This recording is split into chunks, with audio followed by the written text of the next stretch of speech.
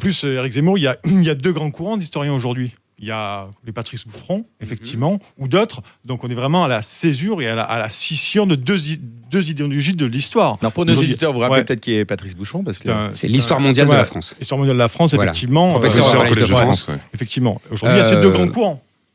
Non, mais vous savez, d'abord, c'est ce que j'explique dans l'introduction, il y a les guerres de l'histoire, ça a toujours existé. Et c'est absolument fondamental. C'est les guerres de l'histoire qui déterminent paradoxalement l'histoire de France. Ouais. C'est-à-dire qu'avant la Révolution, il y a une guerre de l'histoire entre les romanistes et les germanistes. Je vous passe les détails, mais ça se répercutera dans la Révolution. Après la Révolution, évidemment, on passera à des guerres de l'histoire autour de la Révolution, entre les monarchistes et les républicains, entre les Girondins et les montagnards. Ensuite, entre la droite et la gauche, les rouges et les bleus, les communistes et les anticommunistes. Vous voyez, tout ça, ça a toujours été.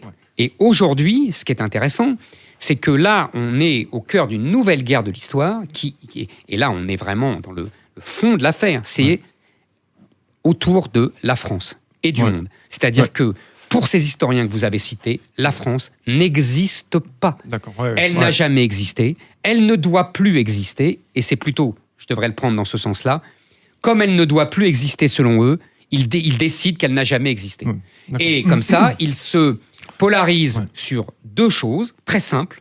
Soit le monde, il n'y a qu'une histoire du monde, soit des éléments hyper pointus. Quand je vais dans les salles en province, je m'amuse et j'amuse en disant c'est les discriminations de genre dans le Poitou en 1642. Voilà. Donc pour vous, il y a bien une âme française.